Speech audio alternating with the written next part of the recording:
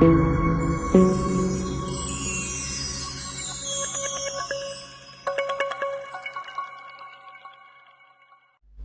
सत्कारयोग सतगुरां दी साजी निवाजी गुरु रूप प्यारी साध संगत जी, आप जी सारी संगत गुरु दरबार दे विच नितनेम कर्म अनुसार पहुँचे हैं।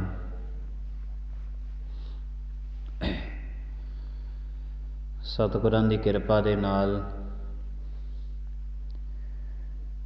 सतसंगत करन दा सुभाग समा मिल रहा है।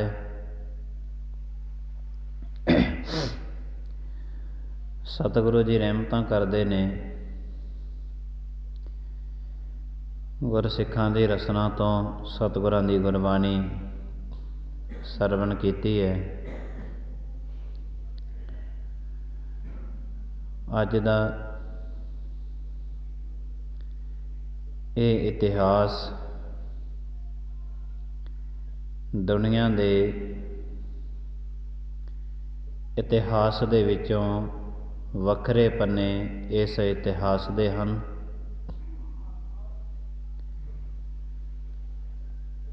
क्योंकि जो कुछ गुरु साहिब जी महाराजियां ने अते उन्हां दे साहिबजादियां ने साडे वास्ते कीता, वो ना तो कोई कर सके अज तक, ना ही कोई आने वाले समय दे विच करेगा। गुरु गोबिंद सिंह महाराज ने बचन किसी वक्त सिखां दे कोल कीते सन, 1.25 लाख से एक लड़ाऊं तवै गोबिंद सिंह नाम कहाऊं। सिख कहन लगे महाराज ये बचन आप जियां ने जो कीते ने, कि ये बचन तुहाडे अटल होने ने। गुरु साहिब जी महाराज कहन लगे हाँ, कोई दिन आवेगा, ऐसा दिन इस धरती ते आउणा है कि लखां करोड़ां दी तादाद दे विच दुश्मन होने ने, 94 सिंह, फिर इकल्ला इकल्ला सिंह जिहड़ा है वो 1.25 लाख दे नाल जंग करेगा। गुरु साहिब जी महाराज ने बुद्धि चंद नूं कहा, कहंदे जिहड़ी तेरी कच्ची गढ़ी है वो गढ़ी नूं ओदा दरवाजा खोल दे। महाराज कहन लगे साडे वास्ते असीं तेरे घर दे विच रह के जंग नहीं करनी। महान जरनैल सन गुरु गोबिंद सिंह महाराज, जिन्नियां महाराज ने जंगां कीतियां ने उन्हां दी जगह दी चोण जिहड़ी है महाराज ने आप कीती सी। नाल नाल जिहड़े अपने सिंह सीगे, बाबा बंदा सिंह बहादुर नूं जदों नंदेड़ तो तोरे, उस वक्त भी गुरु गोबिंद सिंह महाराज ने बाबा बंदा सिंह बहादुर नूं यह हदायत की सी कि जिथे भी जंग करनी होई उत्थे जिहड़ी जगह होई उहदी जगह दी तुसीं चोण आपे करनी है। चमकौर दी गढ़ी दे विच, कच्ची गढ़ी दे विच गुरु गोबिंद सिंह महाराज और गुरु गोबिंद सिंह महाराज दे साहिबजादे बाबा अजीत सिंह, जुझार सिंह, भाई दया सिंह होर सिंह महाराज दे नाल सी जिहड़े चमकौर दी गढ़ी दे अंदर प्रवेश कर गए। उस दे अंदर सी जिहड़ा एक बकायदा कमरा भी बनिया होया सी। रात दे समय सारे सिंह तकरीबन सौ गए। कुछ सिंह सी जिहड़े पहरे ते खड़े ने। ਕੁਝ ਸਿੰਘ ਪਹਿਰੇ 'ਤੇ ਖੜ੍ਹੇ ਹਨ। ਗੁਰੂ ਗੋਬਿੰਦ ਸਿੰਘ ਮਹਾਰਾਜ ਉਸ ਕਮਰੇ ਦੇ ਵਿੱਚ ਸਿਮਰਨ ਕਰਦੇ ਨੇ। ਅੱਧੀ ਰਾਤ ਮਹਾਰਾਜ ਉਹ ਕਮਰੇ ਦੇ ਵਿੱਚੋਂ ਨਿਕਲੇ। ਨਿਕਲਦਿਆਂ ਸਾਰ ਹੀ ਗੁਰੂ ਗੋਬਿੰਦ ਸਿੰਘ ਮਹਾਰਾਜ ਨੇ ਸਾਰੇ ਸਿੰਘਾਂ ਦੀ ਦੇਖ ਰੇਖ ਕੀਤੀ ਹੈ। ਕਿਸੇ ਦਾ ਦਮਾਲਾ ਉਤਰਿਆ ਪਿਆ, ਕਿਸੇ ਦੇ ਸਿਰ ਦੇ ਵਿੱਚ ਫੱਟ ਹੈ, ਕਿਸੇ ਦੀ ਬਾਂਹ 'ਤੇ ਫੱਟ ਹੈ, ਕਿਸੇ ਦੇ ਕਿਸੇ ਜਗ੍ਹਾ 'ਤੇ ਫੱਟ ਲੱਗਿਆ ਹੋਇਆ, ਖੂਨ ਸਿੰਮਿਆ ਜਾ ਰਿਹਾ। ਅੱਧੀ ਰਾਤ ਦਾ ਸਮਾਂ ਤੇ ਗੁਰੂ ਗੋਬਿੰਦ ਸਿੰਘ ਮਹਾਰਾਜ ਸਾਰੇ ਸਿੰਘਾਂ ਨੂੰ ਪਿਆਰ ਬਖਸ਼ਦੇ ਨੇ।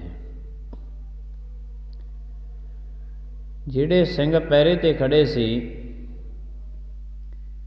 ਜਦੋਂ ਗੁਰੂ ਗੋਬਿੰਦ ਸਿੰਘ ਮਹਾਰਾਜ ਉਸ ਦੇ ਕੋਲ ਗਏ ਨੇ ਤੇ ਮਹਾਰਾਜ ਨੇ ਉਹਨਾਂ ਨੂੰ ਪੁੱਛਿਆ, ਕਹਿਣ ਲੱਗੇ, ਭਾਈ ਠੀਕ ਹੋ? ਕਹਿੰਦੇ, ਮਹਾਰਾਜ ਹਾਂ। ਪਹਿਰੇ 'ਤੇ ਖੜ੍ਹੇ ਹੋਏ ਸਿੰਘਾਂ ਦੇ ਵਸਤਰ ਜਿਹੜੇ ਨੇ ਉਹ ਭਿੱਜੇ ਹੋਏ ਨੇ। ਠੰਡ ਦਾ ਇਹ ਮੌਸਮ ਹੈ, ਗੜੀ ਵੀ ਉੱਚੀ ਹੈ। ਗੁਰੂ ਗੋਬਿੰਦ ਸਿੰਘ ਮਹਾਰਾਜ ਜੀਆਂ ਨੇ ਉਹ ਸਿੰਘ ਤੋਂ ਬਰਛਾ ਪਕੜ ਲਿਆ। ਕਹਿੰਦੇ, ਤੁਸੀਂ ਆਰਾਮ ਕਰ ਲਓ, ਇਹ ਤੁਹਾਡੀ ਜਗ੍ਹਾ 'ਤੇ ਪਹਿਰਾ ਕਹਿੰਦੇ ਅਸੀਂ ਦਿੰਦੇ ਹਾਂ।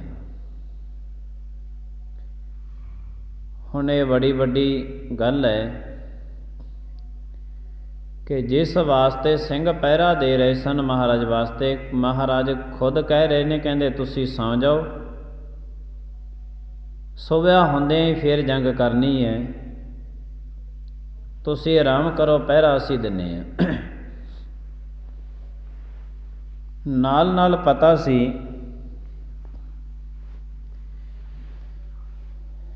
ਕਿ ਦੁਸ਼ਮਣ ਜਿਹੜਾ ਹੈ ਉਹ ਪਿੱਛਾ ਕਰਦੇ ਆ ਰਹੇ ਨੇ। ਦਿਨ ਚੜ੍ਹਦਿਆਂ ਦੁਸ਼ਮਣ ਨੇ ਸੀ ਜਿਹੜਾ ਚਮਕੌਰ ਦੀ ਉਸ ਗੜੀ ਨੂੰ ਘੇਰਾ ਪਾ ਲਿਆ, ਕਿਉਂਕਿ ਹਮੇਸ਼ਾ ਹੀ ਮਹਾਰਾਜ ਦਾ ਉਹ ਪਿੱਛਾ ਕਰਦੇ ਆ ਰਹੇ ਸੀ। ਪਤਾ ਸੀ ਮਹਾਰਾਜ ਨੂੰ ਵੀ ਇੱਥੇ ਵੀ ਜੰਗ ਹੋਣਾ ਹੈ। ਜੰਗ ਹੋਏ ਨੇ ਚਮਕੌਰ ਦੀ ਗੜੀ ਦੇ ਵਿੱਚ ਵੀ, ਉਸ ਤੋਂ ਬਾਅਦ ਮੁਕਤਸਰ ਸਾਹਿਬ ਵੀ ਹੋਇਆ। ਗੁਰੂ ਗੋਬਿੰਦ ਸਿੰਘ ਮਹਾਰਾਜ ਜੀਆਂ ਨੇ ਜਿਹੜਾ ਲਗਾਤਾਰ ਆਨੰਦਪੁਰ ਸਾਹਿਬ ਨੂੰ ਘੇਰਾ ਪਾ ਰੱਖਿਆ ਸੀ, ਗੁਰੂ ਮਹਾਰਾਜ ਛੱਡਣ ਨੂੰ ਤਿਆਰ ਨਹੀਂ ਸੀ। ਮਹਾਰਾਜ ਨੂੰ ਪਤਾ ਸੀ ਕਿ ਆਨੰਦਪੁਰ ਸਾਹਿਬ ਵੀ ਜੰਗ ਹੋ ਰਿਹਾ ਹੈ ਅਤੇ ਜੰਗ ਅਗਾਹਾਂ ਵੀ ਹੋਣੇ ਨੇ ਜਿੱਥੇ ਜਾਵਾਂਗੇ। ਪਰ ਉਹਦਾ ਮੂਲ ਕਾਰਨ ਇਹ ਸੀਗਾ ਕਿ ਦੁਨੀਆ ਨੂੰ ਦਿਖਾਉਣਾ ਸੀ ਕਿ ਧਰਮ ਦੇ ਨਾਂ 'ਤੇ ਇਹ ਲੋਕ ਕਿੰਨਾ ਕੁਛ ਜ਼ਹਿਰ ਉਗਲ ਰਹੇ ਨੇ। ਦਿਨ ਚੜ੍ਹਿਆ, ਫੌਜਾਂ ਨੇ ਘੇਰਾ ਪਾ ਲਿਆ। ਗੁਰੂ ਗੋਬਿੰਦ ਸਿੰਘ ਮਹਾਰਾਜ ਅਤੇ ਉਹਨਾਂ ਦੇ ਸਾਹਿਬਜ਼ਾਦੇ ਸਿੰਘ ਸਾਰੇ ਤਿਆਰ ਬਰ ਤਿਆਰ ਹੋਏ। ਗੁਰੂ ਸਾਹਿਬ ਜੀ ਮਹਾਰਾਜ ਜੀਆਂ ਦੇ ਸਭ ਤੋਂ ਪਹਿਲਾਂ ਫਿਰ ਗੜੀ ਦੇ ਵਿੱਚੋਂ ਬਾਬਾ ਅਜੀਤ ਸਿੰਘ ਨੂੰ ਮਹਾਰਾਜ ਕੁਝ 94 ਸਿੰਘ ਦੇ ਕੇ ਤੋਰਦੇ ਨੇ ਮੈਦਾਨੇ ਜੰਗ ਦੇ ਵਿੱਚ। ਮਹਾਰਾਜ ਨੇ ਬਾਬਾ ਅਜੀਤ ਸਿੰਘ ਨੂੰ ਉਹਨਾਂ ਦਾ ਮੱਥਾ ਚੁੰਮਿਆ, ਸਾਰੇ ਸਿੰਘਾਂ ਦਾ, ਸਾਰਿਆਂ ਨੂੰ ਆਪਣੇ ਕੋਲੋਂ ਪਿਆਰ ਬਖਸ਼ਿਆ। ਮਹਾਰਾਜ ਉਹਨਾਂ ਨੂੰ ਪਿਆਰ ਬਖਸ਼ ਕੇ ਅਤੇ ਮੈਦਾਨੇ ਜੰਗ ਦੇ ਵਿੱਚ ਤੋਰਦੇ ਨੇ। ਅਤੇ ਆਪ ਮਹਾਰਾਜ ਜੀ ਜਿਹੜੀ ਗੜੀ ਸੀ ਕੱਚੀ, ਉਹ ਕੜੀ ਦੇ ਉੱਪਰ ਜਾ ਕੇ ਖੜ੍ਹੇ ਹੋ ਗਏ। ਹੁਣ ਦੁਸ਼ਮਣ ਤੇ ਇਸ ਗੱਲ ਦੀ ਤਾਂਘ ਦੇ ਵਿੱਚ ਖੜ੍ਹਾ ਸੀ ਕਿ ਇਹਨਾਂ ਨੇ ਸਾਨੂੰ ਬੜਾ ਸਤਾ ਰੱਖਿਆ ਹੈ, ਹੱਥ ਵੀ ਨਹੀਂ ਆਉਂਦੇ, ਇਹਨਾਂ ਨੂੰ ਅਸੀਂ ਖਤਮ ਵੀ ਨਹੀਂ ਕਰ ਸਕਦੇ। ਜਿਉਂ ਹੀ ਬਾਬਾ ਅਜੀਤ ਸਿੰਘ ਜੀ ਬਾਹਰ ਨਿਕਲੇ ਨੇ ਸਿੰਘਾਂ ਸਮੇਤ, ਅਤੇ ਦੁਸ਼ਮਣ ਸੀ ਜਿਹੜਾ ਉਹ ਟੁੱਟ ਕੇ ਪੈ ਗਏ, ਕਿਉਂਕਿ ਉਹ ਚਾਹੁੰਦੇ ਸਨ ਕਿ ਕੋਈ ਨਾ ਕੋਈ ਗੁਰੂ ਗੋਬਿੰਦ ਸਿੰਘ ਮਹਾਰਾਜ ਜਾਂ ਉਹਨਾਂ ਦਾ ਕੋਈ ਪਰਿਵਾਰਕ ਮੈਂਬਰ ਉਹਨਾਂ ਦੇ ਹੱਥ ਲੱਗੇ। ਉਹ ਇਸ ਗੱਲ 'ਤੇ ਖੜ੍ਹੇ ਸਨ। ਅਤੇ ਪਰਿਵਾਰਕ ਮੈਂਬਰ ਬਾਬਾ ਅਜੀਤ ਸਿੰਘ ਜੀ ਫਿਰ ਨਿਕਲੇ ਉਹਨਾਂ ਦੇ ਸਾਹਮਣੇ। ਅਤੇ ਫਿਰ ਜਿਹੜੀਆਂ ਇਹ ਫੌਜਾਂ ਸੀ, ਇਹਨਾਂ ਨੇ ਉੱਚੀ ਟਿੱਬੀ 'ਤੇ ਬੜੀਆਂ ਮਾਰਾਂ ਖਾਧੀਆਂ ਸੀ। ਰੰਗੜਾਂ ਪਿੰਡ ਦੇ ਵਿੱਚ, ਮਲਕਪੁਰ ਰੰਗੜਾਂ ਦੇ ਵਿੱਚ ਬੜੀਆਂ ਮਾਰਾਂ ਖਾਧੀਆਂ। सरसा के कंढे ते बड़ी फौज मारी गई सी। आनंदपुर साहिब बड़ी फौज मारी गई सी। जदों इन्नी फौज मारी गई सी ते ये फौजदार इन्हां नूं इंज लगदा सी भी जदों एक वारी साडे कोई सामने आ गया तो असीं छड्डना नहीं। ते बाबा अजीत सिंह जी निकले आए। दुश्मन करदा होवे पिछा ते जदों महाराज दे साहिबजादे बाबा अजीत सिंह जी निकले बाहर ते टुट के पै गईयां सारियां फौजां। इन्हां ने अल्लाहू दा नारा लाया कि गुरु गोबिंद सिंह महाराज दा साहिबजादा बाबा अजीत सिंह है, कहंदे अज हुण मत्थे लग्या, कहंदे हुण इहनूं किसी भी कीमत ते छड्डना नहीं। जंग चलदी रही। सिंह सी जिहड़े नाल दे शहीद हो गए ते बाबा अजीत सिंह जी लखां दुश्मनां दे आहू लाउंदे रहे। बड़े आहू लाहे उन्होंने। लास्ट बाबा अजीत सिंह जियां दे भी एक तीर वजया। एक तीर की वजया ज्यों बाबा अजीत सिंह जियां दे फट वजदे, कोई तलवार दा वजदा है, कोई तीर वजदा है, कोई नेजा वजदा है, किसी पासों अनेकां तरह के जिहड़े सी मारू हथियार दुश्मनां दे कोले सन। इतिहासकारां ने लिखे है कि अनेकां जदों फट लगे बाबा अजीत सिंह जियां नूं ते बाबा अजीत सिंह घोड़े तो डिगे ने। घोड़ा भी फट्टड़ हो गया क्योंकि लखां की गिणती सी फौजां की दुश्मनां की। ते इधरों 94 सिंह महाराज दे। बाबा अजीत सिंह जियां नूं घोड़े ते असवार करदियां नूं इन्ने फट लगे सी, इतिहासकार कहंदे 392 फट बाबा अजीत सिंह दे शरीर नूं लगे ने। 392 फट। चेते रखना कि जदों दुश्मन ने दुश्मन नूं मारना होवे एक वारी उहदे तलवार मारी बहुत है, मर जांदा है। एक वारी नेजा मारिया बहुत है, एक वारी उसदे गोली मारी बहुत है, एक वारी मार के फिर बंदा चुप कर जाता है कि हुण मैं दुश्मन नूं मारता, ते मर भी जाते ने।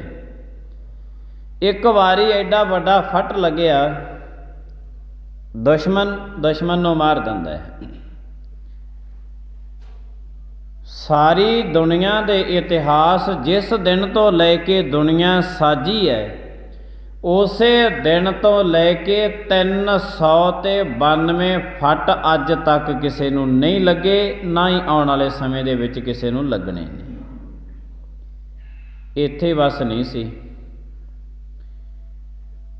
जदों बाबा अजीत सिंह जी घोड़े तो डिगे इन्ने फट खा के, फिर बाबा अजीत सिंह जियां दे छाती दे उपर लोहा मढ़िया होया सी, जिन्हों ढाल कह दिंने। आप जी निहंग सिंघां नूं देखदे हो ना बाणे दे विच, पूर्ण बाणे दे विच है एक छाती ते ढाल ते एक पिठ ते ढाल लगी हुंदी है। निहंग सिंघां दे शस्त्रधारी हुंदे ने, वो शस्त्रधारी। ते गुरु गोबिंद सिंह महाराज ने बचन कीते ने शास्त्र हर एक सिख दे कोल होवे। शास्त्र विन सिंह भेड़ समानंग। वो ढाल दे विच भी उन्होंने फिर नेजे मारे। फिर उन्हां दुश्मनां ने जदों बाबा अजीत सिंह घोड़े तो डिग पे, ज्यों बाबा अजीत सिंह उन्हां दे हथ लगे, बाबा अजीत सिंह जियां दे शरीर दे विच उन्हां ने हज़ारां वर्षे वो दुश्मन मारदे रहे ने, डिगे पियां दे भी हज़ारां वर्षे मारे। क्योंकि दुश्मन कदे अपनी पूरी कार्रवाई तो बाज नहीं आउंदा हुंदा। ते दूसरा उन्हां दी फौज दा बहुत वड्डा घाण सी जिहड़ा वो हो चुकिया सी। ते तीसरी ये गल वड्डी खड़ी सी उन्हां दे सामने कि गुरु गोबिंद सिंह महाराज दा साहिबजादा अज साडे हथ लगे। क्योंकि गुरु गोबिंद सिंह महाराज जी ने जिन्ने भी ये फौजां ते जरनैल इन्हां दे चढ़ के आउंदे सी, गुरु गोबिंद सिंह महाराज ने अपने लवे नहीं किसी नूं लगन दिता सी। ते इन्हां ने वड्डियां वड्डियां सी जिहड़ियां ओह अहुदेदारियां रखियां होईयां सी कि जे कोई गुरु गोबिंद सिंह महाराज नूं उन्हां दा सिर लैके आवे जां जिउंदियां नूं पकड़ के लैके आवे, उन्हां नूं मूंहों मंगे इनाम दिते जाणगे। एक तां इन्हां नूं इनामां दी तांघ पई सी कि सानूं बड़ियां जमीनां जायदादां जगीरां मिलणीਆਂ ने, ते दूजा इन्हां ने फट बहुत खाधे सी दुश्मन सी जिहड़े, इन्हां ने अनेकां मौत दे घाट उतार दिते सी ਸਿੰਘਾਂ ने। इस करके वो बड़े उन्होंने फिर इन्ने बरछे बाबा अजीत सिंह जियां दे शरीर दे विच मारे कि सारे दा सारा शरीर उन्होंने छली कर दिता। गुरु गोबिंद सिंह महाराज अपने पुत्र नूं साहिबजादे नूं शहीद हुंदियां गढ़ी ते खड़ के वेखदे ने, गढ़ी ते खड़ के। धन सी जिगरा बाजां वाले सतगुरां दा, जयकारे लाउंदे ने महाराज। फिर आए बाबा जुझार सिंह जी, पिता जी कहंदे मेरा भराता शहीद हो गया, हुण कहंदे मैं भी जाना है जंग दे विच जूझ के मैं शहीद होना चाहुंदा है। इत्थे चेते रखना है, गुरु गोबिंद सिंह महाराज सी जिस वक्त अपने पुत्र नूं शहीद हुंदियां देख के जयकारे लाउंदे ने। एक दशरथ सी राम दा पिता, पता सी पुत चलिया 14 सालां बाद बनवास, 14 सालां बाद वापस घरे आ जाना। उन्हां समयां दे विच 10,000 साल दी उम्र दे विचों 14 साल किन्ने क बनदे ने? अज दे 14 सालां दी गल नहीं है। उन्हां समयां दे विच 10,000 साल दी उम्र सी, ते 10,000 साल दी उम्र दे विच 14 साल की ने? कुछ भी नहीं। वो तो एक रत्ते भी नहीं आउंदे। ज्यों राम जी बनवास वल गए, जिन्ना चिर तां दिखदे रहे उन्ना चिर तां दशरथ बैठा रहा कोठे ते ज्यों राम जी दिसनों हट गए, दशरथ ने कोठे तो छाल मार के अपने प्राण देते सी, प्राण देते सी। पुत्र दा 14 सालां दा बनवास पिता झल नहीं सकिया। अनेकां पिता करोड़ां होए ने ते कोई भी पिता दशमेश वर्गा अज तक नहीं कोई बनया, ना कोई आने वाले समय च बनेगा। बाबा जुझार सिंह जी बेनती की, पिता जी कहंदे मेरा भराता शहीद हो गया, मैं चाहुंदा कि मैं भी जावां। महाराज ने फिर तैयार किया अपने 14 सालां दे पुत्र बाबा जुझार सिंह नूं। 14 सालां दी उम्र सी बाबा जुझार सिंह दी। बाबा अजीत सिंह उन्हां तो वड्डे सी। 14 सालां दी उम्र दे विच बाबा जुझार सिंह नूं महाराज तैयार करदे ने अपने साहिबजादे नूं। किस वास्ते? मैदाने जंग विच जूझ के शहीद होने वास्ते। अपने पुत्रां नूं सारी दुनिया तैयार करदी है, सारी दुनिया तैयार करदी है। कदे कोई है पिता इहो जिहा जिन्हें कहा होवे कि अपने धर्म वास्ते, अपने देश वास्ते तू कुर्बान हो जावे। कुर्बानी देने वास्ते घरों सजा के अपने पुत्र नूं तोरना, एक घर गुरु गोबिंद सिंह महाराज जियां दे विरसे दे विच ही आया। गुरु गोबिंद सिंह महाराज बाबा जुझार सिंह नूं सजाउंदे ने, हुक्म करदे ने, कहंदे ठीक है जो तुसीं चाहुंदे हो ते जाओ मैदाने जंग दे विच। असीं कहंदे गढ़ी ते खड़े आ, असीं जुझार सिंह हजे ये देखना बाकी है कि तेरा वड्डा भरा किन्ने फट खा के शहीद हो जा। तू भी देख लिया ते असीं भी देख लिया, हुण ये देखना बाकी है कि तू किन्ने क फट खा के शहीद होवेगा। ये देखना हजे बाकी है।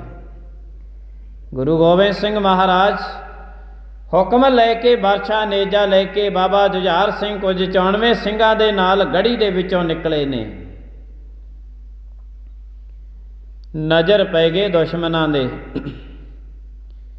ਪਤਾ ਲੱਗ ਗਿਆ। ਕਹਿੰਦੇ ਹੁਣ ਗੁਰੂ ਗੋਬਿੰਦ ਸਿੰਘ ਮਹਾਰਾਜ ਦਾ ਦੂਜਾ ਸਾਹਿਬਜ਼ਾਦਾ ਵੀ ਜਿਹੜਾ ਹੈ ਉਹ ਵੀ ਮੈਦਾਨੇ ਜੰਗ ਦੇ ਵਿੱਚ ਆ ਗਿਆ। ਉਹਨਾਂ ਦੀ ਲੱਖਾਂ ਦੀ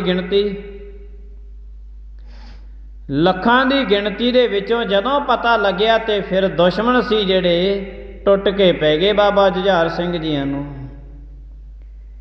ਜੰਗ ਹੋਇਆ, ਗੁਰੂ ਗੋਬਿੰਦ ਸਿੰਘ ਮਹਾਰਾਜ ਗੜੀ ਦੇ ਉੱਤੇ ਖੜੇ ਦੇਖਦੇ ਨੇ,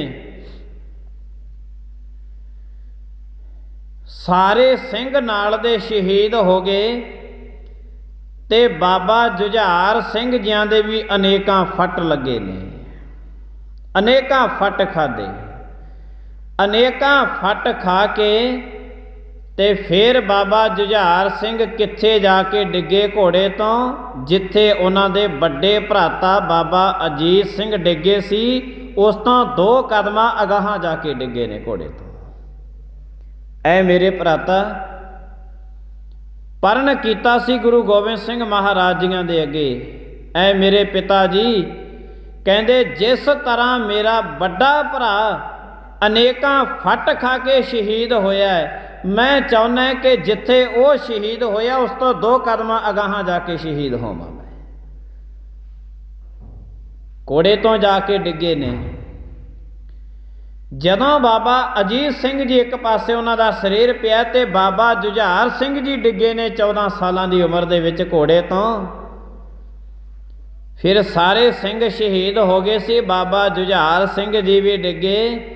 ਫਿਰ ਬਾਬਾ ਜੁਝਾਰ ਸਿੰਘ ਜੀਆਂ ਦੇ ਡਿੱਗੇ ਪਿਆਂ ਦੇ ਜਿਸ ਵਕਤ ਸ਼ਹੀਦ ਹੋ ਗਏ ਸੀ, ਉਹ ਸ਼ਹੀਦ ਹੋਇਆਂ ਦੇ ਵੀ ਸੀਨਿਆਂ ਦੇ ਵਿੱਚ ਬਰਛੇ ਮਾਰਦੇ ਰਹੇ ਦੁਸ਼ਮਣ ਦੀ ਫੌਜ। ਕਿਉਂ? ਕਿਉਂਕਿ ਦੁਸ਼ਮਣ ਜਿਹੜੇ ਸਾਰੇ ਸੀ ਪਹਾੜੀ ਰਾਜੇ ਤੇ ਔਰੰਗਜ਼ੇਬ ਦੀ ਫੌਜ, ਇਹ ਬੜੇ ਅੱਕੇ ਪਏ ਸੀ ਵੀ ਇਹਨਾਂ ਸਾਰੇ ਪਰਿਵਾਰ ਨੇ ਸਾਨੂੰ ਬੜਾ ਦੁਖੀ ਕਰ ਰੱਖਿਆ ਹੈ, ਕਿਉਂਕਿ ਬਾਕੀ ਤਾਂ ਸਾਰੇ ਰਲ ਜਾਂਦੇ ਸੀ ਇਹਨਾਂ ਦੇ ਨਾਲ। ਪਰ ਗੁਰੂ ਗੋਬਿੰਦ ਸਿੰਘ ਮਹਾਰਾਜ ਨੇ ਇਹਨਾਂ ਦਾ ਹੁਕਮ ਨਹੀਂ ਮੰਨਿਆ ਸੀ। ਫਿਰ ਇਹਨਾਂ ਨੇ ਬਾਬਾ ਜੁਝਾਰ ਸਿੰਘ, ਬਾਬਾ ਅਜੀਤ ਸਿੰਘ ਸ਼ਹੀਦ ਹੋਏ ਪਿਆਂ ਦੇ ਵੀ ਇਹਨਾਂ ਨੇ ਬਰਛੇ ਮਾਰ ਮਾਰ ਕੇ, ਇਹਨਾਂ ਨੇ ਪੇਟ ਤੋਂ ਲੈ ਕੇ ਸਿਰ ਤੱਕ ਇਹਨਾਂ ਦੋਨੇ ਸਾਹਿਬਜ਼ਾਦਿਆਂ ਦੇ ਸਰੀਰਾਂ ਦੇ ਵਿੱਚ ਛੋਟੀਆਂ ਛੋਟੀਆਂ ਮੋਰੀਆਂ ਕਰ ਦਿੰਦੀਆਂ ਸੀ। ਇੰਨੇ ਬਰਛੇ ਫੌਜਾਂ ਨੇ ਦੁਸ਼ਮਣਾਂ ਨੇ ਮਾਰੇ ਨੇ ਇਹਨਾਂ ਦੇ ਸਰੀਰ ਦੇ ਵਿੱਚ, ਇੰਨੇ ਬਰਛੇ ਮਾਰੇ ਨੇ ਉਹਨਾਂ ਨੇ। ਕਿਉਂਕਿ ਸਹਿ ਸੁਭਾਏ ਗੱਲ ਹੈ ਕਿ ਜੇ 10 ਜਾਣਿਆਂ ਦੇ ਵਿੱਚ ਇੱਕ ਬੰਦਾ ਘਿਰ ਜਾਵੇ ਤੇ 10 ਜਾਣੇ ਜਿੱਥੇ ਜੀ ਕਰਦਾ ਚੋਟਾਂ ਮਾਰਦੇ ਨੇ। ਦੁਸ਼ਮਣ ਹੋਵੇ ਤੇ ਉਹ ਕੋਈ ਕਸਰ ਬਾਕੀ ਛੱਡਦੇ ਨੇ। ਤੇ ਲੱਖਾਂ ਦੀ ਤਾਦਾਦ ਦੇ ਵਿੱਚ ਸੀਗੇ, ਸਾਰੇ ਚਾਹੁੰਦੇ ਸੀ, ਕਹਿੰਦੇ ਮੈਂ ਵੀ 2-4 ਬਰਛੇ ਮਾਰਾਂ, ਮੇਰਾ ਵੀ ਕਾਲਜਾ ਠੰਡਾ ਹੋ ਜੇ। ਬਾਬਾ ਅਜੀਤ ਸਿੰਘ, ਬਾਬਾ ਜੁਝਾਰ ਸਿੰਘ ਜੀਆਂ ਦਾ ਸਰੀਰ ਜਿਹੜਾ ਸੀ ਇਹਨਾਂ ਨੇ ਛੱਲੀ ਛੱਲੀ ਕਰਕੇ ਰੱਖ ਦਿੱਤਾ ਸੀ। ਦੁਸ਼ਮਣਾਂ ਨੇ ਸ਼ਹੀਦ ਹੋਏ ਪਿਆਂ ਦੇ ਵੀ ਬਰਛੇ ਮਾਰਦੇ ਰਹੇ ਨੇ ਸਰੀਰਾਂ ਦੇ ਵਿੱਚ। ਮਸਾਂ ਤੇ ਲੱਭੇ ਸੀ ਉਹਨਾਂ ਨੂੰ ਕਦੇ ਸਾਹਿਬਜ਼ਾਦੇ ਮਹਾਰਾਜ ਦੇ। ਸ਼ਹੀਦ ਹੋ ਗਏ। ਸਾਰਾ ਦਿਨ ਜੰਗ ਚੱਲਦਾ ਰਿਹਾ, ਰਾਤ ਦਾ ਸਮਾਂ ਹੋ ਗਿਆ। ਸਿੰਘਾਂ ਨੇ ਗੁਰੂ ਗੋਬਿੰਦ ਸਿੰਘ ਮਹਾਰਾਜ ਨੂੰ ਬੇਨਤੀ ਕੀਤੀ, ਮਹਾਰਾਜ ਤੁਸੀਂ ਚਮਕੌਰ ਦੀ ਗੜੀ ਛੱਡ ਕੇ ਚਲੇ ਜਾਓ। ਮਹਾਰਾਜ ਕਹਿਣ ਲੱਗੇ ਨਹੀਂ, ਇੱਥੇ ਹੀ ਜੰਗ ਕਰਨੀ ਹੈ। ਗੁਰੂ ਸਾਹਿਬ ਜੀ ਮਹਾਰਾਜ ਨੂੰ ਫਿਰ ਹੱਥ ਜੋੜ ਕੇ ਸਿੰਘਾਂ ਨੇ ਕਿਹਾ ਸੀ, ਕਹਿੰਦੇ ਜੀ ਤੁਹਾਨੂੰ ਪੰਥ ਦਾ ਹੁਕਮ ਹੈ ਕਿ ਤੁਸੀਂ ਚਮਕੌਰ ਦੀ ਗੜੀ ਛੱਡ ਕੇ ਚਲੇ ਜਾਓ। ਤੇ ਗੁਰੂ ਸਾਹਿਬ ਜੀ ਮਹਾਰਾਜ ਨੇ ਆਪ ਬਚਨ ਕੀਤੇ ਸੀ ਕਿ 5 ਪਿਆਰਿਆਂ ਦਾ ਹੁਕਮ ਜਿਹੜਾ ਹੈ ਇਹ ਲਾਗੂ ਹੋਣਾ ਹੈ। 5 ਪਿਆਰਿਆਂ ਦਾ ਹੁਕਮ ਨਹੀਂ ਮੋੜਿਆ ਜਾਣਾ। ਸਿੰਘਾਂ ਦਾ ਹੁਕਮ ਮੰਨ ਕੇ, ਪੰਥ ਦਾ ਹੁਕਮ ਮੰਨ ਕੇ ਅੱਧੀ ਰਾਤ ਦੇ ਸਮੇਂ ਗੁਰੂ ਗੋਬਿੰਦ ਸਿੰਘ ਮਹਾਰਾਜ ਆਪਣੇ ਕਲਗੇ ਉਤਾਰ ਤੇ ਸਭ ਕੁਛ ਉਤਾਰਦੇ ਹੋਏ ਜਾਂ ਚਮਕੌਰ ਦੀ ਗੜੀ ਦੇ ਵਿੱਚੋਂ ਨਿਕਲਣ ਲੱਗੇ, ਮਹਾਰਾਜ ਨੇ ਆਪਣੇ ਪੈਰਾਂ 'ਚੋਂ ਜੁੱਤਾ ਵੀ ਉਤਾਰ ਦਿੱਤਾ ਸੀ। ਕਹਿੰਦੇ ਮਹਾਰਾਜ ਜੁੱਤਾ ਤੇ ਪਾ ਲਓ। ਕਹਿੰਦੇ ਸਾਡੇ ਸਾਹਿਬਜ਼ਾਦੇ, ਸਾਡੇ ਸਿੰਘ ਸ਼ਹੀਦ ਹੋਏ ਪਏ ਨੇ, ਉਹਨਾਂ ਦੇ ਦਮਾਲੇ ਵੀ ਪਏ ਨੇ, ਉਹਨਾਂ ਦੇ ਦਸਤਾਰੇ ਵੀ ਪਏ ਨੇ, ਉਹਨਾਂ ਦੇ ਕੇਸ ਵੀ ਖੁੱਲੇ ਹੋਏ ਨੇ। ਅਸੀਂ ਨਹੀਂ ਚਾਹੁੰਦੇ ਕਿ ਕਿਸੇ ਸਾਡੇ ਪੈਰ ਦਾ ਜੁੱਤਾ ਕਿਸੇ ਸਿੰਘ ਦੇ ਦਸਤਾਰ ਨੂੰ ਜਾਂ ਉਹਨਾਂ ਦੇ ਕੇਸਾਂ ਨੂੰ ਲੱਗੇ। ਆ ਜਿਹੜੀਆਂ ਸਿਰ ਤੇ ਦਸਤਾਰਾਂ ਸਜਾਈਆਂ ਨੇ ਨਾ, ਇਹਦੀ ਐਡੀ ਵੱਡੀ ਕਦਰ ਗੁਰੂ ਗੋਬਿੰਦ ਸਿੰਘ ਮਹਾਰਾਜ ਨੇ ਕੀਤੀ ਹੈ। ਗੁਰੂ ਗੋਬਿੰਦ ਸਿੰਘ ਮਹਾਰਾਜ ਨੇ ਆਪਣੇ ਪੈਰ ਤੋਂ ਜੁੱਤੀ ਉਤਾਰਤੀ ਸੀ ਕਿ ਇਹਨਾਂ ਦੇ ਦਸਤਾਰੇ ਨੂੰ ਨਾ ਲੱਗ ਜਾਵੇ ਜਾਂ ਇਹਨਾਂ ਦੇ ਕੇਸਾਂ ਨੂੰ ਨਾ ਲੱਗ ਜਾਵੇ ਕਿਤੇ। ਇੰਨਾ ਸਤਿਕਾਰ ਕਰਦੇ ਸੀ ਮਹਾਰਾਜ ਦਾ। ਮਹਾਰਾਜ ਇੰਨਾ ਸਤਿਕਾਰ ਕਰਦੇ ਨੇ ਦਸਤਾਰ ਦਾ ਅਤੇ ਕੇਸਾਂ ਦਾ। ਅੱਧੀ ਰਾਤ ਦੇ ਸਮੇਂ ਤਾੜੀ ਮਾਰ ਕੇ ਗੁਰੂ ਗੋਬਿੰਦ ਸਿੰਘ ਮਹਾਰਾਜ ਨਿਕਲੇ। ਅੱਧੀ ਰਾਤ ਦੇ ਸਮੇਂ ਆਪ ਜੀ ਨਾਲ ਭਾਈ ਦਇਆ ਸਿੰਘ ਜੀ ਜਦੋਂ ਨਾਲ ਚੱਲਣ ਲੱਗੇ ਤੇ ਮੈਦਾਨੇ ਜੰਗ ਦੇ ਵਿੱਚੋਂ ਨਿਕਲਣ ਲੱਗੇ ਨਾ, ਤੇ ਭਾਈ ਦਇਆ ਸਿੰਘ ਜੀ ਕਹਿਣ ਲੱਗੇ ਮਹਾਰਾਜ ਇੱਕ ਬੇਨਤੀ ਸੀ ਤੁਹਾਡੇ ਚਰਨਾਂ 'ਚ। ਗੁਰੂ ਗੋਬਿੰਦ ਸਿੰਘ ਮਹਾਰਾਜ ਰੋਕ ਕੇ ਕਹਿਣ ਲੱਗੇ ਦਇਆ ਸਿੰਘ ਦੱਸ। ਕਹਿੰਦੇ ਮਹਾਰਾਜ ਤੁਹਾਡੇ ਸਾਹਿਬਜ਼ਾਦਿਆਂ ਦੇ ਸਰੀਰ ਇਹਨਾਂ ਨੇ ਛੱਲੀ ਛੱਲੀ ਕਰਤੇ, ਮਹਾਰਾਜ ਕਿਰਪਾ ਕਰ ਦਿਓ ਕਿ ਜਾਂਦੇ ਜਾਂਦੇ ਆਪਣੇ ਸਾਹਿਬਜ਼ਾਦਿਆਂ ਤੇ ਕੱਪੜਾ ਤੇ ਪਾ ਦਿਓ। ਦਇਆ ਸਿੰਘ ਨੂੰ ਕਹਿਣ ਲੱਗੇ ਦਇਆ ਸਿੰਘ ਕਿੱਥੋਂ ਲੈ ਕੇ ਆਵੇਂਗਾ? ਗੁਰੂ ਗੋਬਿੰਦ ਸਿੰਘ ਮਹਾਰਾਜ ਨੂੰ ਬੇਨਤੀ ਕੀਤੀ। ਕਹਿੰਦੇ ਮਹਾਰਾਜ ਹੋਰ ਤੇ ਕੁਛ ਨਹੀਂ ਬਚਿਆ ਆਪਣੇ ਕੋਲ, ਆ ਮੇਰੇ ਸਿਰ ਤੇ ਦਸਤਾਰਾ ਸਜਾਇਆ ਹੋਇਆ, ਮੈਂ ਆਪਣਾ ਦਮਾਲਾ ਲਾ ਕੇ ਤੁਹਾਨੂੰ ਦੇ ਦਿੰਦਾ ਤੇ ਦੋਨੇ ਸਾਹਿਬਜ਼ਾਦਿਆਂ ਦੇ ਉੱਪਰ ਮਹਾਰਾਜ ਤੁਸੀਂ ਕੱਪੜਾ ਤੇ ਪਾ ਦਿਓ। ਦਿਨ ਚੜਿਆ, ਇੱਲਾਂ ਆਉਣਗੀਆਂ ਤੇ ਇਹਨਾਂ ਦੀਆਂ ਪੋਟੀਆਂ ਚੁੱਕ ਚੁੱਕ ਕੇ ਤੁਹਾਨੂੰ ਲੈ ਜਾਣਗੀਆਂ। ਮਹਾਰਾਜ ਕਿਰਪਾ ਕਰੋ ਤੁਸੀਂ ਆਪਣੇ ਸਾਹਿਬਜ਼ਾਦਿਆਂ ਤੇ ਤੁਸੀਂ ਕੱਪੜਾ ਤੇ ਪਾ ਦਿਓ ਮਹਾਰਾਜ। ਗੁਰੂ ਗੋਬਿੰਦ ਸਿੰਘ ਮਹਾਰਾਜ ਕਹਿਣ ਲੱਗੇ ਸਿੰਘੋ, ਕਹਿੰਦੇ ਦੋ ਸਾਹਿਬਜ਼ਾਦੇ ਨਹੀਂ, ਇਹ ਸਾਡੇ ਅਨੇਕਾਂ ਹੀ ਪਿਆਰੇ ਪਏ ਨੇ ਇੱਥੇ, ਉਹਨਾਂ ਦੀਆਂ ਸਰੀਰ ਪਏ ਨੇ। ਇਹ ਪਰਮਾਤਮਾ ਦੇ ਬਖਸ਼ਿਸ਼ ਸੀ ਤੇ ਪਰਮਾਤਮਾ ਦੇ ਕੋਲ ਚਲੀ ਗਈ, ਅਸੀਂ ਆਪਣਾ ਕਰਜ਼ ਉਤਾਰਿਆ। ਇਸ ਵਾਸਤੇ ਭਾਈ ਦਇਆ ਸਿੰਘ ਕਹਿੰਦੇ ਅਸੀਂ ਇਹਨਾਂ ਦੇ ਉੱਪਰ ਦੋਨੇ ਸਾਹਿਬਜ਼ਾਦਿਆਂ ਤੇ ਬਸਤਰ ਨਹੀਂ ਪਾਵਾਂਗੇ। ਅਨੇਕਾਂ ਸਿੰਘ ਪਏ ਨੇ, ਜੇ ਪਾਉਣਾ ਤੇ ਸਾਰਿਆਂ ਤੇ, ਸਾਨੂੰ ਸਾਰੇ ਹੀ ਬੜੇ ਪਿਆਰੇ ਨੇ, ਪਰ ਇੰਨਾ ਹੁਣ ਸਮਾਂ ਨਹੀਂ ਹੈ ਆਪਣੇ ਕੋਲ। ਤੇ ਗੁਰੂ ਗੋਬਿੰਦ ਸਿੰਘ ਮਹਾਰਾਜ ਇੰਨਾ ਕਹਿ ਕੇ ਚਮਕੌਰ ਦੀ ਗੜੀ ਦੇ ਵਿੱਚੋਂ ਮੈਦਾਨੇ ਜੰਗ ਦੇ ਵਿੱਚੋਂ ਨਿਕਲ ਗਏ ਨੇ। ਆਪਣੇ ਸਾਹਿਬਜ਼ਾਦਿਆਂ ਤੇ ਮਹਾਰਾਜ ਨੇ ਕੱਪੜਾ ਨਹੀਂ ਪਾਇਆ ਸੀ। ਮਹਾਰਾਜ ਤੇ ਚਲੇ ਗਏ ਮਾਛੀਵਾੜੇ ਦੇ ਜੰਗਲਾਂ ਵੱਲ। ਦਿਨ ਚੜਿਆ, ਅੱਧੀ ਰਾਤ ਦਾ ਸਮਾਂ। ਅੱਧੀ ਰਾਤ ਦੇ ਸਮੇਂ ਦੇ ਵਿੱਚ ਮੈਦਾਨੇ ਜੰਗ ਦੀ ਜਿਹੜੀ ਸੀ ਉਹ ਸਮਾਪਤੀ ਹੋ ਚੁੱਕੀ ਸੀ, ਕਿਉਂਕਿ ਉਹਨਾਂ ਨੇ ਸੀਗਾ ਕਿ ਚਮਕੌਰ ਦੀ ਗੜੀ ਨੂੰ ਤੇ ਘੇਰਾ ਪਾਇਆ, ਗੁਰੂ ਗੋਬਿੰਦ ਸਿੰਘ ਮਹਾਰਾਜ ਨੂੰ ਤੇ ਪਕੜ ਲੈਣਾ ਚਾਹੁੰਦਿਆਂ ਨੂੰ। ਚਲੋ ਉਹਨਾਂ ਦੇ ਸਾਹਿਬਜ਼ਾਦੇ ਸੀ ਜਿਹੜੇ ਸ਼ਹੀਦ ਕਰ ਦਿੱਤੇ ਨੇ, ਹੁਣ ਉਹਨਾਂ ਦੇ ਕੋਲ ਕੁਛ ਰਿਹਾ ਤੇ ਹੈ ਨਹੀਂ। ਅੱਧੀ ਰਾਤ ਦਾ ਸਮਾਂ। ਫਿਰ ਉਸ ਸਮੇਂ ਦੇ ਵਿੱਚ ਅੱਧੀ ਰਾਤ ਨੂੰ ਮੈਦਾਨੇ ਜੰਗ ਤੋਂ ਬਾਅਦ ਅੱਧੀ ਰਾਤ ਨੂੰ ਜਦੋਂ ਸਮਾਪਤੀ ਹੋ ਗਈ, ਉੱਥੇ ਗੁਰੂ ਇਤਿਹਾਸ ਦੇ ਵਿੱਚ ਗੁਰੂ ਗੋਬਿੰਦ ਸਿੰਘ ਮਹਾਰਾਜ ਜੀਆਂ ਦੇ ਸਪੁੱਤਰੀ ਪਹੁੰਚੀ ਹੈ ਸ਼ਰਨ ਕੌਰ, ਜਿਹਦੀ ਯੁਵਾ ਉਮਰ ਨੌਜਵਾਨ ਪਰ ਜਵਾਨੀ ਦੇ ਵਿੱਚ ਅੱਧੀ ਰਾਤ ਦੇ ਸਮੇਂ ਲਾਲਟਣ ਲੈ ਕੇ ਦੇਖਦੇ ਫਿਰਦੀ ਹੈ ਕਿ ਕਿੰਨੇ ਕੁ ਸਿੰਘ ਇਸ ਜੰਗ ਦੇ ਵਿੱਚ ਸ਼ਹੀਦ ਹੋਏ ਨੇ। ਅੱਧੀ ਰਾਤ ਨੂੰ ਦੇਖਦੀ ਫਿਰਦੀ ਹੈ। ਲੱਭ ਗਏ ਸਾਹਿਬਜ਼ਾਦਿਆਂ ਦੇ ਔਰ ਸਿੰਘਾਂ ਦੇ ਸ਼ਹੀਦ। फिर सारे दे सारे शरीरां नूं एक जगह ते हरशरण कौर ने रात नूं इकट्ठे कर लिया। दलेरी सी ये बहुत वड्डी, जिथे जंग होई होवे, शहीद पए होण, दुश्मनां दा घेरा होवे, अद्धी रात नूं उत्थे किसे लड़की जे न जाना कोई आम नहीं जा सकदा सी। उत्थे इत्थे शरण कौर ही सी जिहड़ी चली गई सी। सारे दोने साहिबजादियां दे सारे ਸਿੰਘਾਂ ਦੇ शरीरां नूं एक जगह ते शरण कौर ने इकट्ठे कर लिया। शरण कौर ने जिस वक्त इकट्ठे करे इक्को जगह ते जिहड़ी ਉਹਦੇ ਕੋਲ कुछ साजो समान इकट्ठा करके रातों रात ਜਿਹੜੇ ਉਹਦੇ ਕੋਲੇ ਲਾਲਟਣ ਸੀ ਉਹਨੇ ਸਾਧਨ ਕਰਕੇ ਉਸ ਲਾਲਟਣ ਦੇ ਨਾਲ ਉੱਥੇ ਸੀ ਜਿਹੜੇ ਸਾਰੇ ਸਿੰਘਾਂ ਦਾ ਰਾਤ ਨੂੰ ਸੰਸਕਾਰ ਕਰ ਦਿੱਤਾ। ਹੁਣ ਦੁਸ਼ਮਣਾਂ ਨੂੰ ਤੇ ਇਹ ਸੀਗਾ ਕਿ ਚਮਕੌਰ ਦੀ ਗੜੀ ਦੇ ਵਿੱਚ ਨੇ ਗੁਰੂ ਗੋਬਿੰਦ ਸਿੰਘ ਮਹਾਰਾਜ।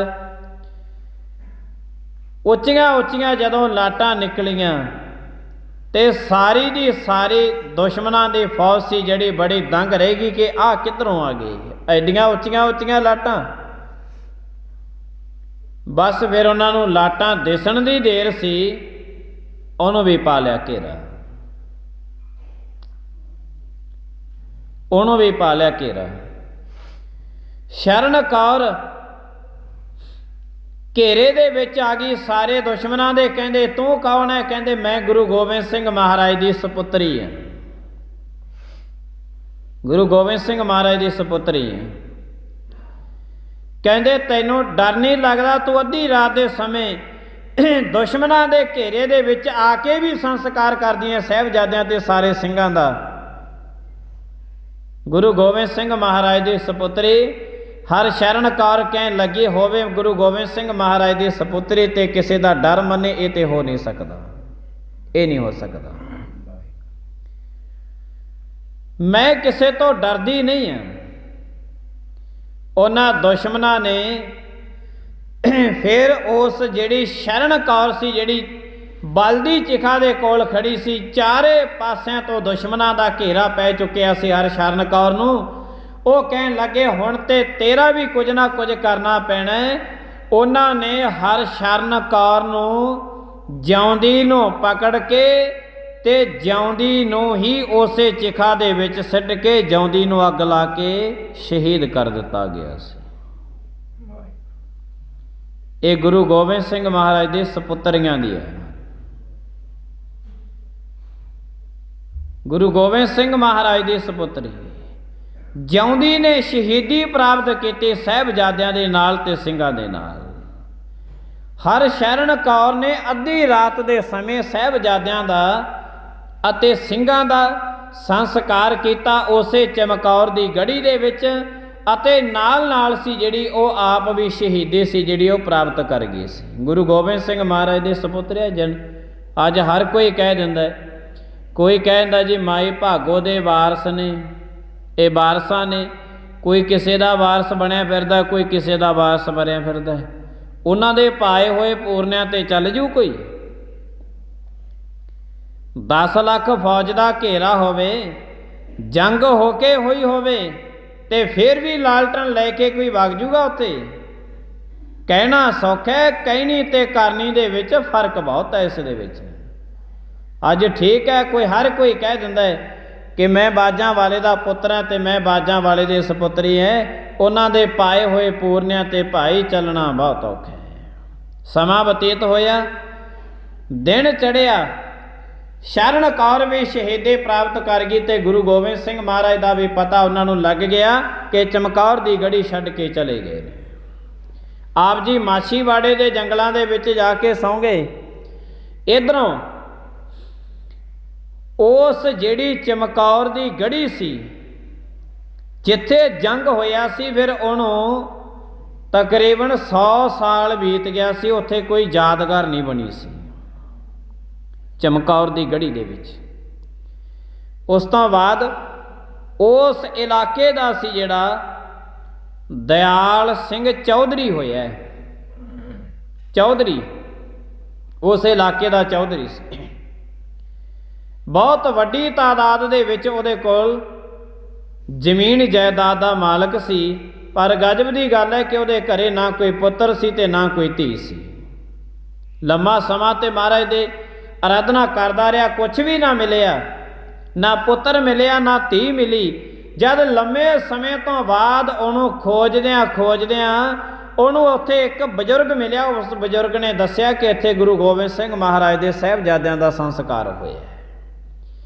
ਫਿਰ ਉਹ ਦਿਆਲ ਸਿੰਘ ਚੌਧਰੀ ਨੇ ਕਹਿੰਦਾ ਮੇਰੇ ਕੋਈ ਪੁੱਤਰ ਨਹੀਂ, ਅੱਜ ਤੱਕ ਮੈਂ ਪਰਮਾਤਮਾ ਤੋਂ ਪੁੱਤਰ ਧੀ ਮੰਗਦਾ ਰਿਹਾ ਪਰ ਅੱਜ ਤੱਕ ਨਹੀਂ ਹੋਇਆ, ਪਰ ਹੁਣ ਮੈਂ ਕਹਿਣਾ ਕਿ ਇਸ ਤੋਂ ਬਾਅਦ ਮੇਰੇ ਘਰੇ ਪੁੱਤਰ ਹੋਵੇ ਵੀ ਨਾ।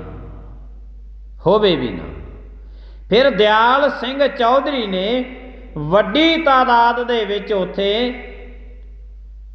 ਇਲਾਕੇ ਨਿਵਾਸੀ ਲੋਕਾਂ ਨੂੰ ਇਕੱਠੇ ਕੀਤਾ।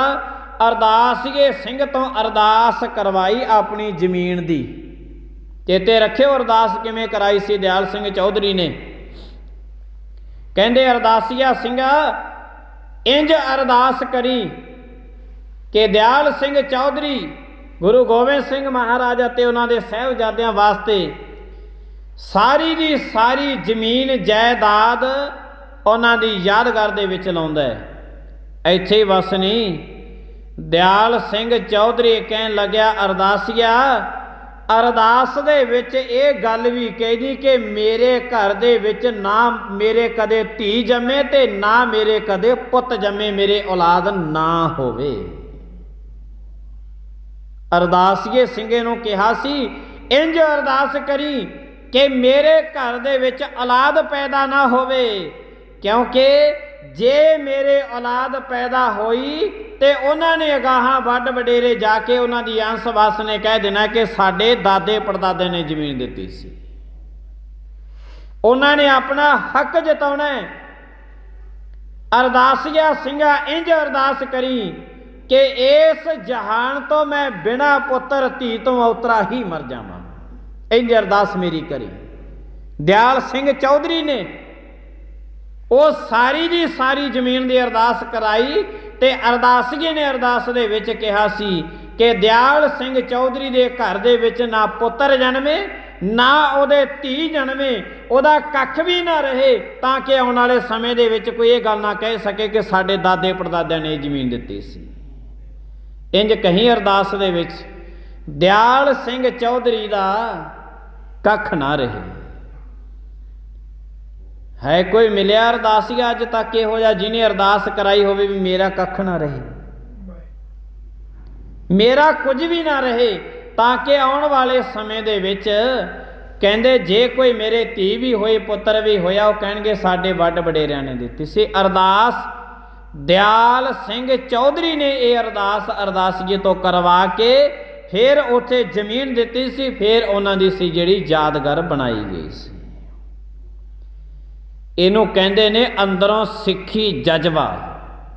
ਜਿਨ੍ਹਾਂ ਦੇ ਅੰਦਰ ਸਿੱਖੀ ਹੁੰਦੀ ਹੈ, ਜਿਨ੍ਹਾਂ ਦੇ ਅੰਦਰ ਇੱਕ ਹਲੂਣਾ ਹੁੰਦਾ ਹੈ ਕਿ ਜੇ ਗੁਰੂ ਗੋਬਿੰਦ ਸਿੰਘ ਮਹਾਰਾਜ ਸਾਨੂੰ ਬਚਾਉਣ ਵਾਸਤੇ ਆਪਣਾ ਸਰਵੰਸ ਕੁਰਬਾਨ ਕਰ ਸਕਦੇ ਹੈ ਤੇ ਕੀ ਅਸੀਂ ਆ 2-4 ਟੁਕੜੇ ਜ਼ਮੀਨ ਦੇ ਨਹੀਂ ਕੁਰਬਾਨ ਕਰ ਸਕਦੇ। ਇਹਨਾਂ ਨੂੰ ਕਹਿੰਦੇ ਨੇ ਅੰਦਰੋਂ ਜਜ਼ਬਾ।